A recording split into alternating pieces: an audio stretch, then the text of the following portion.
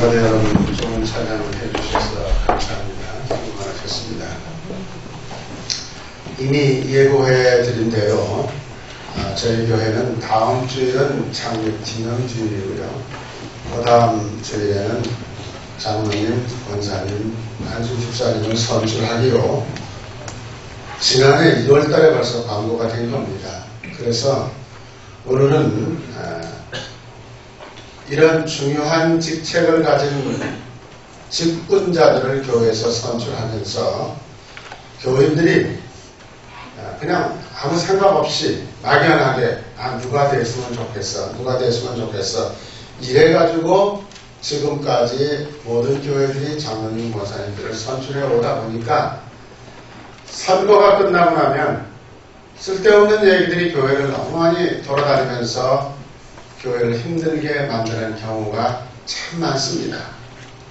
그래서 저는 우선 먼저 우리 교인들이 도대체 장로라는 직책, 권사라는 직책, 그 다음에 안수집사라는 직책은 뭐냐, 또 어떤 사람을 선출해야 되느냐, 이게 굉장히 중요한 일이기 때문에 이미 성경에 오늘 읽은 디도서 1장에 자세하게 기록이 되어 있습니다. 그 다음에 디모데전서 3장에도 기록이 되어 있습니다. 그런데 문제는 장로라고 하는 말은 성경에 글자 그대로 기록이 되어 있지만 권사라는 말은 없습니다. 여러분, 이 권사라고 하는 직책은 이 지구상에 한국교회만 가지고 있는 직분입니다. 그래서 저는 해외에서 목회할 때 호주 사람들이 저에게 가끔 뭐예요? 권사가 뭐냐? 그러면은 안수받지 않은 장로다. 저는 그렇게 얘기를 합니다. 장로는 꼭 안수를 하는데 권사님들은 우리는 임직을 하지 않지만, 그러면서 이제 부연해서 설명하는 것은 한국교회가 100년 만에 짧은 역사를 가지면서 가장 성장이 빠른 교회로 성장하는데 그 중추적인 역할을 하신 분들이 권사님들이다. 그래서 이 직책은 권사라고 하는 단어는 없지만은 아픈 성도님들을 신방하고 또 상처를 입은 사람들을 찾아가서 위로하고 권면해주고 하는 일을 우리가 하기 위해서 한국교회가 특별히 세운 직분이다. 이렇게 설명을 합니다. 그리고 집사라는 직분은 성경에 나옵니다. 그런데 이 장로의 자격은 이렇습니다. 그렇게 해놓고 그 뒤를 계속 읽어보면 여자들도 또 집사들도 이렇게 할지니라 이렇게 적혀 있습니다. 그래서 그 말은, 이 성경이 말하는 말은 장로님이나 권사님이나 집사님들에게 똑같이 해당되는 자격 기준을 성경은 우리들에게 제공해주고 있다. 여러분들이 그렇게 보시면서 누구를 뽑아야 될까? 이게 지금 중요한 게 아니고 성경에 어떤 사람을 뽑으라고 했나? 그것부터 우선 여러분들이 오늘 이 시간을 통해서 잘 배우시고 이것은 앞으로 내가 신앙생활하고 있는 동안에 계속해서 우리가 지켜야 될 일이다. 이렇게 생각을 하시면 되겠습니다. 그래서 말씀드린 대로 다음 주일입니다. 우리가 선출을 하기 위해서 지난 주일날 광고를 했고 여러분들은 또 지금 기도하고 계시고 오늘 우리 정장로님도 기도해 주셨습니다. 장로는 교회에서 권사님도 마찬가지고 집사님도 마찬가지입니다. 굉장히 중요한 섬기는 사람의 자리입니다. 장로는 계급이 아닙니다. 장로는 넘버원이고 권사는 둘째고 안수집사는 세 번째고 전혀 그런 얘기 성경에 한 군데도 없습니다. 장로는 교회를 섬기고 다스리라고 성경에는 분명히 되어 있습니다. 그래서 성경에서는 장로님들이 해야 할 일이 뭔가, 그리고 장로님들은 적어도 어떤 자격을 가진 사람이 장로가 되어야 되는가, 이런 것을 우리들에게 가르쳐주고 있습니다. 그래서 이런 성경의 기록이 똑똑하고 분명하게 알려져 있고 목사님들이 가르쳐 주었는데도 불구하고 성도님들이 이 성경 말씀은 제쳐두고 선거할 때 내가 아는 사람이니까 그 사람 찍어야지, 또 교회 그동안 잘 나오지도 않던 사람들을 데리고 나와서까지 투표하려고 하는 사람들이 있습니다. 그래서 저는 과거에 제가 목회하는 교회에서는 어느 교회에서든지 3개월 이상 계속해서 출석하지 않은 교회는 투표권 주지 않았습니다. 왜 그러냐? 교회 일꾼을 투표하는 건데 교회도 안 나오는 사람이 누구를 와서 투표하냐는 말입니다. 그러니까 교회 혼란이 생기는 거예요. 그리고 뭐 그런 일은 없었으면 좋겠습니다만 자기 잘 아는 사람, 자기 친척 또 뭐 이런 방법으로 자꾸 선거를 교회 안에서도 하다 보니까 교회 안에 질서가 깨지는 거예요. 그러면 교회가 세상 사람들과 다른 게 뭐가 있습니까? 지금 여러분들 다 한결같이 국회의원 선거를 다음 주간에 있습니다. 아유, 우리나라 이거 어떡하면 좋지? 정말 말이 안 돼. 국민들이 좀 똑똑했으면 좋겠어. 이 말들을 하면서 자기들은 교회 안에서 똑똑하지 않단 말이에요. 자기들은 전부 다 편견을 가지고 선거하고 있단 말이에요. 그러니까 문제가 생기는 겁니다. 그래서 여러분들 제가 말씀드리는 것은 기도하십시오.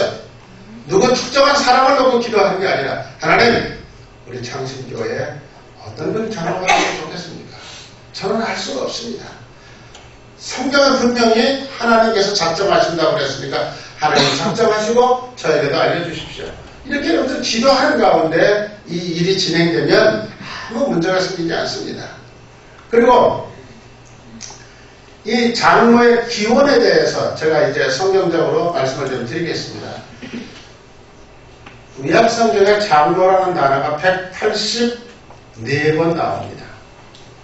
신약성경에는 장로라는 단어가 64번 나옵니다. 똑같은 단어가 성경에 이렇게 많이 나오는 것은 장로밖에 없습니다. 그러니 이 장로라는 것이 얼마나 중요하고 또 구약시대부터 있었던 일이기 때문에 장로라고 하는 직책을 교회가 가지고 있었다고 하는 것은 엄청난 기독교의 역사이고 유산입니다. 그리고 우리나라는 지금 현실적으로는 장로님들 때문에 교회가 어려운 교회가 참 많습니다. 그렇지만 덕스러운 장로님들 때문에 교회가 꿋꿋하게 믿음을 지키고 제자리에 서가는 분들도 얼마든지 그런 교회들도 있고 그런 장로님들도 계시기 때문에 한국교회가 그래도 이렇게 지탱해 나가는 거 아닌가 이런 생각을 합니다. 그래서 장로라는 말은 헬라 말로 프레스비테로스라는 말입니다. 그런데 이것을 영어로 그대로 표현해서 썼습니다. 지금까지. 프레스비테로. 영어로도 똑같이 썼어요. 그래서 외국에서는 다 영어하는 나라에서는 엘더라는 말을 잘 쓰질 않아요. 이 앞에 있는 프레스비테로라는 말을 씁니다.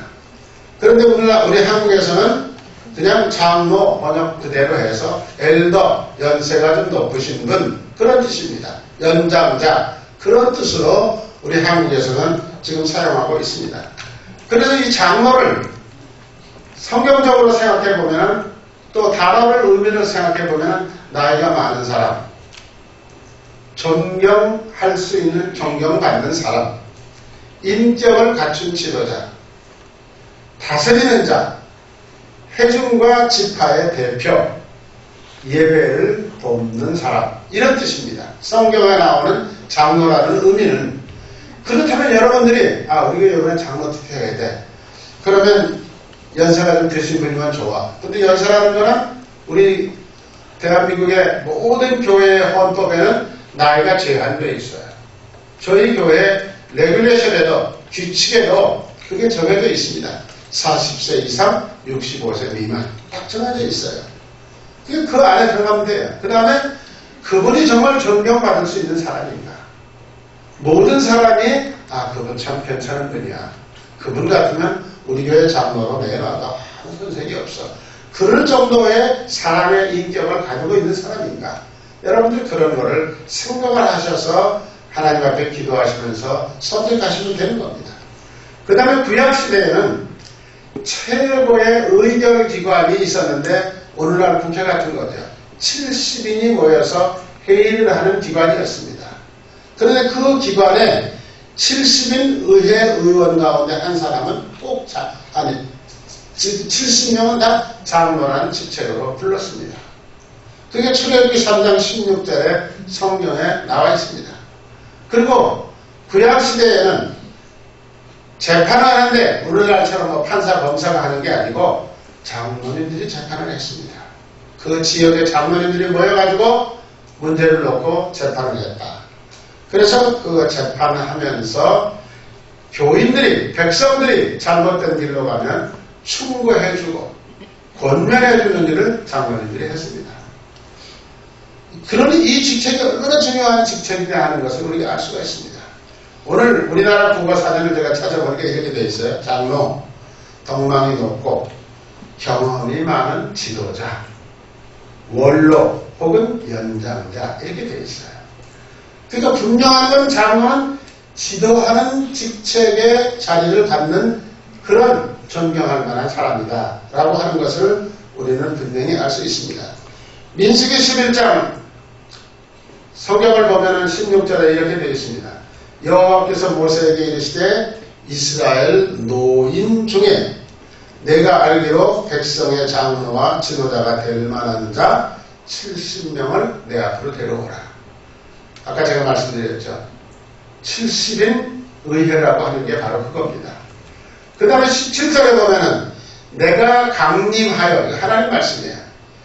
내가 강림해서 거기서 너와 말하고 내게 임한 영을 그들에게도 주겠다. 그러니까 70명 모아가지고 오면 내가 그 앞에 가서 그들 머리 위에 다 성령을 부어주겠다. 하나님이 약속하셔요. 그러니까 장로라고 하는 직책은 우리가 선출하지만 하나님께서 앞으로 계속해서 교회를 위해서 쓰시기 위해서 성령을 부어주시겠다. 그렇게 말씀하고 계십니다. 그래서 이 장로라고 하는 것이 얼마나 중요한가. 또 구약 시대에는 회당이라고 하는 게 있었습니다. 예수님 당시에도 있었습니다. 그러니까 성전이라는 말은 예루살렘에 있는 것만 성전이고 갈릴리나 가버나움이나 다른 데 있는 것은 예배당이라고 성전이라고 부르지 않았습니다. 그건 다 회당. 그 지역 사람들이 모여서 예배를 드리고 성경을 공부하고 하나님을 찬양하는 그런 장소를 회당이라고 했습니다. 오늘날 말하면 우리 교회 같은 이런 개념이죠. 그런데 그때 회당장은 누가 했느냐? 장로님들이 했다는 겁니다. 그게 성경에 나오는 얘기예요. 그 다음에 사도행전 14장을 읽어보면 23절입니다. 각 교회에서 장로들을 택하고 금식 기도하고 그들이 믿는 주께 그들을 위탁해라. 여러분, 장로를 선출하기 전서부터 기도해야 되지만 선출하고 난 다음에 이분이 좋은 장로로서 우리 교회 성장의 밑거름이 되고 우리 교회의 예수 그리스도의 증인으로서 멋진 장로님이 되게 해주십시오. 교인들이 기도하는 거예요. 장로를 뽑아놓고 지 마음에 안 든다고 나는 그 사람 투표한 적이 없는데 그러고 흔들어대기 시작하면 교회는 풍지박산이 날 수밖에 없습니다. 내가 투표 안 하고 내 마음에 안 들다고 하더라도 이건 하나님이 택해서 세우신 종이니까 이렇게 생각하고 그들을 위해서 그냥 기도해 주지 말라고 금식 기도하라고 그랬어요. 장로님들을 위해서 금식 기도하고 권사님들을 위해서 안수 집사님들을 위해서 여러분들이 늘 좋은 그런 장로가 될 수 있고 좋은 권사님이 될 수 있도록 기도해 주라고 했습니다. 그 다음에 기도의 맨 말미는 뭐냐? 하나님 성령이 그들을 주장하게 해주십시오 하고 하나님께 그들을 맡겨놓으라 이거예요. 내가 이러고 저러고 하지 말자 이거예요. 내가 자꾸 헐뜯고 욕하고 흔들고 하면은 이건 하나님의 방법이 아니에요. 그들이 믿는 주께 그들을 위탁해라. 맡겨놔라. 그리고 너는 그들을 위해서 기도를 해줘라. 그게 성경이 임직자들을 대하는 방법으로 우리들에게 가르쳐주는 말씀입니다. 이런 말씀으로 볼 때 장로라고 하는 직책, 권사 우리는 다 통틀어서 항전직이라고 합니다. 항전직이라는 말 여러분 다 아시죠? 한 번 장로를 안수받으면 죽을 때까지 그 직분을 가지고 계시는 겁니다. 물론 교회 법에 따라서 은퇴라고 하는 말은 있지만은 그것은 그 교회의 살림살이를 간섭하는 일에서 은퇴하시는 거지 장로의 직분은 평생 그 이름을 가지고 있습니다. 권사님도 마찬가지입니다. 한번 권사님이 되시면 돌아가시는 날까지 권사님입니다. 항정직 집사도 마찬가지입니다. 1년직 서리 집사는 1년에 금년에 서리 집사를 임명했다가 내년에 임명 안 받을 수도 있습니다. 그러나 이 항전직이라는 말은 한 번 직분을 받으면 평생직 가지고 있는 직분이다. 그래서 항전직이라는 말을 쓰고 있는 것입니다. 그런데 이제 교회가 자꾸 성장하고 초대교회도 여러 나라로 퍼져나가서 교회가 늘어나다가 보니까 무슨 일이 생겼느냐 그러면 이게 혼동이 생겨요. 그래서 이제 이렇게 얘기하고 있습니다. 성경에 보면은 가르치는 장로를 배나 존경해라 그랬어요. 가르치는 장로가 뭐냐? 목사를 말하는 것입니다. 오늘만 말하면 가르치는 장로를 성경에서는 두 가지로 불러요. 감독 혹은 목사. 그런데 감리교회에서는 목사라고도 부르고 또 감독이라는 직분을 한번 수행한 사람은 꼭 감독이라고 부르죠. 근데 장로교나 순절교나 다른 교회에서는 또 그렇게 안 부릅니다. 근데 이거는 우리 한국 사람들의 아마 습관인 것 같아요. 목사 그러는 것보다 감독 그러는 게 더 높은 자리처럼 보이는가 봐요. 이건 잘못된 생각이죠. 저는 그래서 감리교 감독들 만나면 늘 말합니다. 아니 당신 목사 아니야? 맞지요. 근데 왜 감독이라고 불러요? 감독은 보직이에요. 2년이고 3년이고 그 기간 동안에 그 지역에 있는 교회들을 통치하기 위해서 맡았던 직분이에요. 원래 오리지널 직은 목사입니다. 그런데 그분들은 자꾸 그렇게 부르더라고요. 그래서 제가 좀 아는 분들한테는 물어보면 글쎄 나도 잘 모르겠는데 남들이 다 그렇게 부르니까 그냥 우리 그렇게 부릅니다 그러더라고요. 자, 뭐 그거 우리가 따질 일은 아니고요. 그 다음에 이제 가르치지 않는 장로는 여기서 제가 말하면 다스리는 장로입니다. 우리 교회를 다스리시고 우리 교회에 어려운 문제가 있으면 장로님들이 모여서 회의를 해서 어떻게 할 건가, 또 말씀 부리는 사람은 어떻게 할 건가, 이런 거를 자꾸 구체적으로 의논하고 다스리는 사람들은 사도행전 6장에 보면 치무장로라고 불렀습니다. 그래서 이렇게 우리는 두 가지로 나누어서 지금 생각할 수가 있습니다. 자, 그렇다면 장로라고 하는 건 이렇게 성경적인 기원을 가지고 우리 교회가 뽑는 것이지 우리 교회 마음대로 해서 장로를 선택하는 것은 아닙니다. 그러면 장로가 되어야 될 자격이 도대체 뭐냐 하는 거죠. 오늘 아까 권사님이 읽어주신 성경 말씀 속에 다 있습니다. 거기 가지수를 이렇게 세보면 15가지예요. 장로되기 참 힘든 거예요. 근데 그 15가지 가운데 처음 6가지는 하지 말랍니다. 하지 말아라. 이거 하는 사람 장로 될 수 없다. 그 말이야. 한마디로 말하면. 뭐냐? 책망할 것이 없어야 된다. 책망할 것이 없어야 된다. 그러면서 디모데전서에 가면은 뭐라고 되어 있느냐 그러면은 한 아내의 남편이어야 된다. 한 아내의 남편이어야 된다. 그 다음에 가정을 잘 다스려야 된다. 자기 가정을 다스리지 못하면서 어떻게 교회를 다스릴 수 있겠느냐. 뭐 이런 얘기들을 쭉 적어놓고 있어요. 그러니까 어떤 세상적인 기준으로 봐도 교회 기준으로 봐도 책망할 일이 없는 사람이면 더 좋은 장로님이 될 수 있는 조건이다. 그런 얘기예요. 그러니까 가정도 편안하고 또 온 식구가 우리 교회 법에는 그렇게 되어 있어요. 온 식구가 교회에 다 나오는 사람이어야 된다. 그 어떤 안수 집사님은 교회는 잘 나오시는데 가정은 아는 사람이 아무도 없어. 교회 한 번도 안 나와. 그럼 그 사람은 안 된다. 이런 얘기예요. 한마디로 말하면. 그래서 책망할 것이 없는 사람. 그 다음에 두 번째는 제고집대로 하지 않는 사람. 교회 일을 하는데 모든 다른 장로님들과 권사님들과 집사님들의 의견을 존중해줘야지 자기 성격대로 나 끌고 나가려고 그러는 사람이 있어요.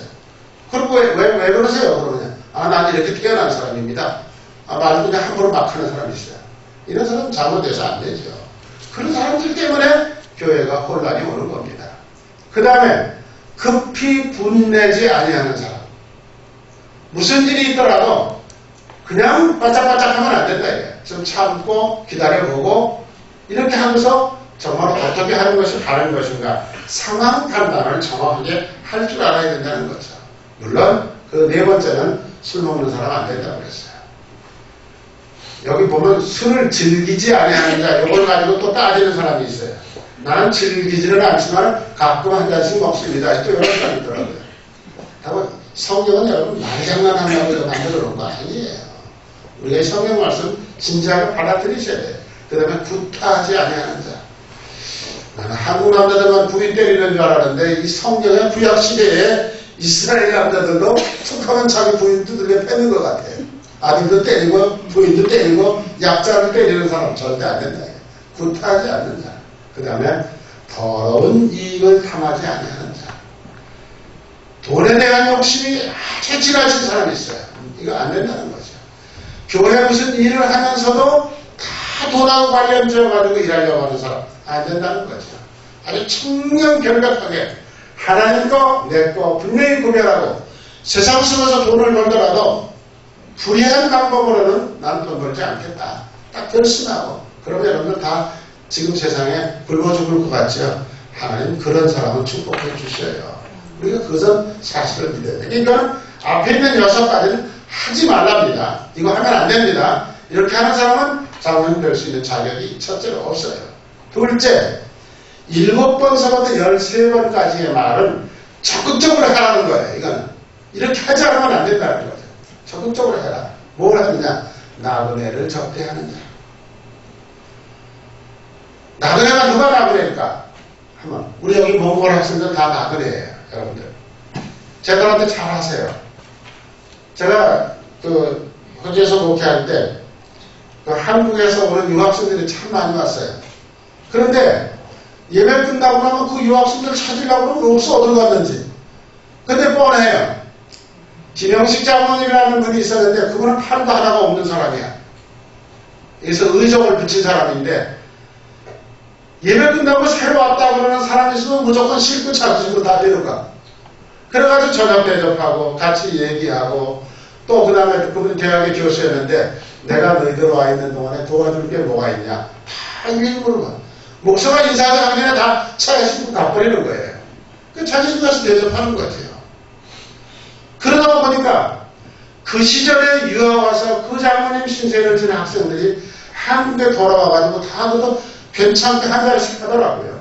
장로들끼리 많이 모여가지고 그 얘기하고 지금 그분 한국에 와 계시는데 한국에 오시니까 뭐 만날 찾아다니면서 대접해드리고 이런 거예요. 근데 어쨌든 나그네를 잘 대접할 수 있어야 된다. 내가 좋아하는 사람만 대접하는 게 아니라 대접할 수 있다면 우리가 대접을 하자 이거죠. 그러니까 나그네는 나에게 있어서 누군가 내 도움이 필요한 사람들이 나그네입니다. 우리 교인들은 학교 선생님들이 많이 계시고 교수님들 많이 계시는데 내가 맡은 학생들 가운데도 내 도움이 필요한 아이들이 있는가 한번 챙겨보세요. 그래서 그런 아이들 잘 신앙적으로 기도해주면서 도와주는 그런 분들이 장로님이 되셔야 된다는 거예요. 그 다음에 선한 일을 좋아하는 사람. 이 선한 일이라는 게 뭐냐? 성경에 하라고 하는 대로 하는 사람이 선한 일을 잘하는 사람이에요. 성경에 하라는 대로. 내 기준에서 한국 사람 도덕 기준에서 선한 일, 물론 그것도 맞아요. 그렇지만 제일 중요한 거는 하나님의 일이 선한 일이에요. 저도 열심히 하고 봉사 열심히 하고 다른 사람들 애껴주고 기도해주고 이게 다 성경이 우리들에게 하는 일이잖아. 이게 선한 일이에요. 그 다음에 근신하는 자. 뭐든지 행동, 말 조심하라 그런 뜻이죠. 그 다음에 의로운 자. 이런 거 제가 일일이 설명하지 않아도 그 다음에 거룩한 자. 하나님이 거룩하니 너희들도 거룩해라. 하고 성경에 얘기되어 있어요. 절제하는 자. 절제는 흥청망청하고 돈 좀 있다고 그냥 물건 막 낭비하고 쓰는 거 이거는 그리스도인들이 해야 될 일이 아니에요. 모든 걸 절제해야 돼요. 경제적인 것도 절제하고 행동도 절제하고 특별히 우리 그리스도인들이 절제해야 될 건 말을 절제해야 돼요. 이게 굉장히 조심해야 돼요. 말 때문에 교회마다 시끌시끌 하거든요.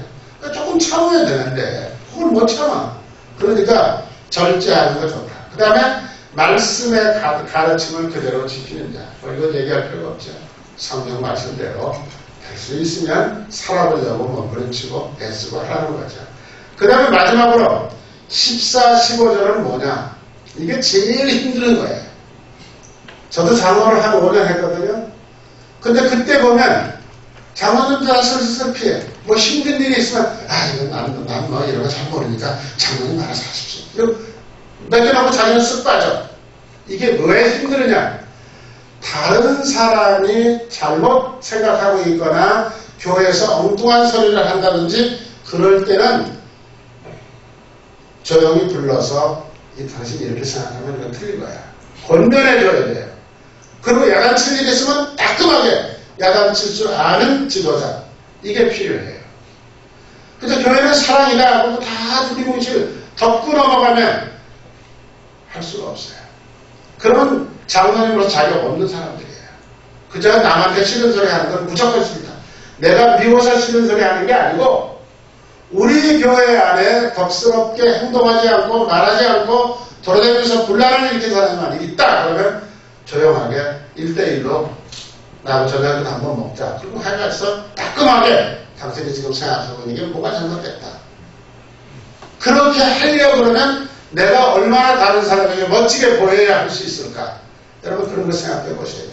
그 다음에 거슬려 말하고 행동하는 자들을 책망해야 된다. 교회 안에서 재직할 때마다 쓸데없이 소리 지르고 삿대질하고 욕하는 사람들이 있어요. 만약 그런 사람이 있다면 끝나고 난 다음에 장로님들이 불러가지고 당신 도대체 예의가 있는 사람이 없는 사람이야. 회의법을 알아 몰라. 따끔하게 해줘야 되는데 장로님들 다 발 빼버리면 누가 해요? 그럼 목사가 할 수밖에 없죠. 목사가 그렇게 일일이 교인들 하나하나를 다 책망하고 야단치면 목표 못합니다. 그런 거는 장로님들이 1대1로 막아서서 다 편안하게 만들어 주어야 목사가 설교도 제대로 할 수 있고 교회도 제대로 이끌어갈 수 있는 거예요. 그럼 목사가 다 그 사람들이 나를 충고해 줬으니까 고맙다 이렇게 생각 안 해요. 원수처럼 생각해요. 저 사람 나하고 그럴 수 있는 게 있나? 왜 내가 하는 일을 저래? 하고서 딴 생각을 하는 사람들이 너무 많아. 이게 현실이에요. 그러니까 이렇게 14, 15번은 굉장히 힘든 일이고 이렇게 힘든 일을 하려면 우선 내가 바르게 살아야 돼요. 그리고 다른 사람들이 저분이 저렇게 말씀하시는 거 보니까 내가 뭐가 틀렸구나 이렇게 생각해야 돼요. 그 다음에 세 번째는 교인들은 장로에 대해서 어떤 자세를 가지고 있을까? 뭐 이미 장로님들 여러분들이 다 선출하셔서 지금까지 잘 해주셨습니다. 그러나 앞으로 계속해서 우리가 적어도 교인으로서 우리 교회 장로님들에 대해서는 어떤 마음가짐을 가지고 그분들을 존경해 드려야 되나? 아까 얘기했죠? 기도하라. 금식하면서 기도하고 하나님께 모든 걸 맡겨드리라 그랬는데 여기 디모데전서 5장 17절에 보면 이런 말이 있어요. 잘 다스리는 장로님들을 배나 존경할 자로 안 돼. 그러니까 우리 시부 장로님들이 잘 다스리는 장로님들이에요. 이분들을 여러분 존경하셔요. 그냥 그 사람은 나하고 그냥 별 볼 일 없어 이렇게 하시면 절대 안 돼. 우리 교회 장로야. 내가 뽑은 장로야. 그 전에 하나님께서 예정하셔서 세우신 장로님이에요. 내 마음에 안 맞더라도 성경이 가르치는 대로만 하면 돼요. 배나 존경하라고 그랬어요. 그 다음에 말씀과 가르침에 수고하는 이들에게 아까 얘기했죠? 말씀과 가르치는 이들은 목사를 말하는 거예요. 목사는 일종의 장로예요. 그러니까 말씀과 가르침에 수고하는 이들에게는 더욱 그리해야 된다. 존경해야 된다. 그런 얘기죠. 힘들게 하면 안 된다. 그런 얘기입니다.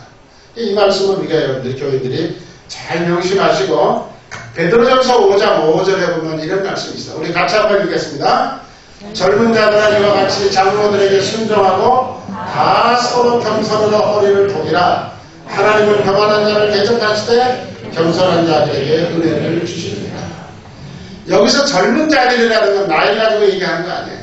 장로가 아니신 교인들을 말하는 거예요. 장로가 아니신 교인들은 장로님들에게 순종해라. 장로님들을 나이가 가지고 따지지 말고 순종해라. 그런 얘기입니다. 그리고 겸손으로 허리를 동이라. 여러분 사람이 힘을 쓰고 일을 하려고 그러면 허리띠를 단단하게 매야 돼요.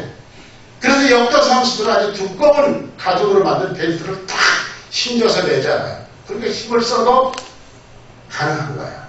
그런데 여기 뭐라고 그랬어요? 겸손으로 허리를 돌려라. 그런 자세로, 겸손한 자세로 장로님들은 잘 존경하고 순종하라. 하나님은 교만한 자를 물리치시고 겸손한 자들에게 은혜를 주신다고 그랬어요. 그거는 그 장로님을 높여드리기 위해서가 아니라 내가 은혜 받고 내가 하나님의 축복받는 방법이라는 거예요. 그걸 여러분들 꼭 기억하셔야 돼요. 그 다음에 야고보서 5장 14절에 이런 말씀이 있습니다. 너희 중에 병든 자가 있느냐? 그는 교회 장로들을 청할 것이요. 그들은 주의 이름으로 기름을 바르고 그를 위해서 기도해라. 그랬습니다. 여러분, 우리 한국이 뭐가 좀 잘못된 거는 뭐 좀 아프고 그러면 꼭 목사님만 오라고 그래요. 장로님들은 찾지 않고. 근데 성경은 그렇게 되어 있지 않아요. 장로나 목사나 하나님께서 기름 부어서 세우신 주의 종이에요. 그러니까 장로님들 여러분들 많이 좀 귀찮게 부르세요. 그래서 우리 집을 위해서 기도해 주십시오. 장로님, 우리 집 이런 문제가 있습니다. 이렇게 해서 여기 성경이 가르친 대로 병든 자가 있느냐? 장로님들을 청해라. 그래서 장로님들이 또 장로님들 가시면 그저 적당히 가서 뭐 다녀왔다는 것보다 끝내지 마시고 가시기 전에 내가 여기 가면 성경을 어디를 읽어줄까? 기도는 어떻게 해줘야 될까? 준비하고 가셔서 겸손한 자세로 아픈 사람도 들고 기도해 줘라. 그런 얘기입니다. 그게 성경이 가르치는 방법이에요. 이런 것을 잘. 근데 제가 멜번에서 목회할 때 어떤 장로님은 무슨 일이 있으면 자기 혼자만 가. 다른 사람 안 가고. 그래 가가지고 다 또 말썽을 만들어. 거기 가서 목사 형도 보고 권사 형도 보고 자기 혼자 보고 다니고 있어. 그래서 내가 그 장로님 절대 신방 다니지 말라고 했어요. 신방은 그렇게 하기 위해서 가는 게 아니에요. 아픈 교인들, 상처받은 사람들을 위해서 기도해주고 위로해주기 위해서 그렇게 갈 때는 될 수 있으면 자기가 장로고 자기가 가야 되겠다 싶을 때는 권사님 한두 번 모시고 가요. 그렇게 해서 같이 가서 예배드리고 인도하고 그게 얼마나 좋겠어요. 그러니까 그 밑에 말씀 보세요.